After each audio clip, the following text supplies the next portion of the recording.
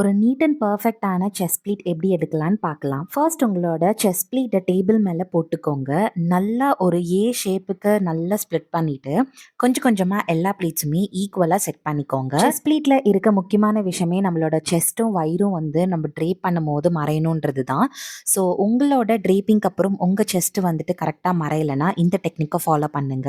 So first உங்களோட chess ப்ளீட்டை நல்லா ஈக்குவலாக ஸ்ப்ரெட் பண்ணிட்டு அதை நல்லா வந்துட்டு ஹீட் அயன் பாக்ஸ் வச்சு அயன் பண்ணணும். நீங்கள் எந்த விதமான அயன் பாக்ஸும் யூஸ் பண்ணலாம். ஸ்டீம் அயன் பாக்ஸ் யூஸ் பண்ணிங்கன்னா நல்லா பர்ஃபெக்டாக வரும் உங்களுக்கு.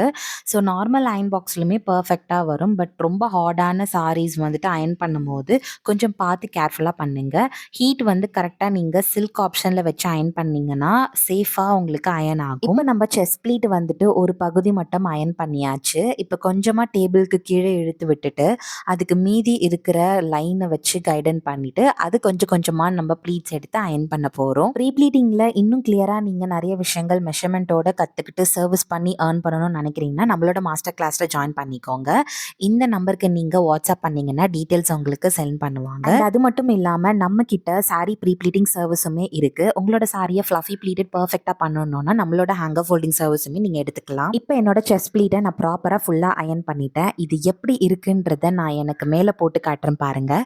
ஸோ ஒரு எந்த சாரியுமே நீங்கள் அயன் பண்ணிங்கன்னா ஒரு ப்ராப்பராக நீட்டான ஒர்க் பண்ணும்போது கண்டிப்பாக அதோட பர்ஃபெக்ஷன் நம்மளோட ஒர்க்கில் தெரியும். இந்த டெக்னிக்கை நீங்கள் ஃபாலோ பண்ணும்போது கண்டிப்பாக உங்களோட செஸ்ட்டும் வயிறும் நல்லாவே மறைஞ்சிருக்கும். ஸோ நீங்கள் வந்து ஹாப்பியாக ட்ரை பண்ணிவிட்டு கான்ஃபிடென்ட்டாக வெளியில் போகலாம். இந்த டெக்னிக் உங்களுக்கு பிடிச்சிருக்குன்னா இதை நீங்கள் ட்ரை பண்ணுங்கள். உங்கள் ஃப்ரெண்ட்ஸ் அண்ட் ஃபேமிலிஸ்க்கு ஷேர் பண்ணுங்கள். நம்ம பேஜை மறக்காமல் ஃபாலோ பண்ணிக்கோங்க.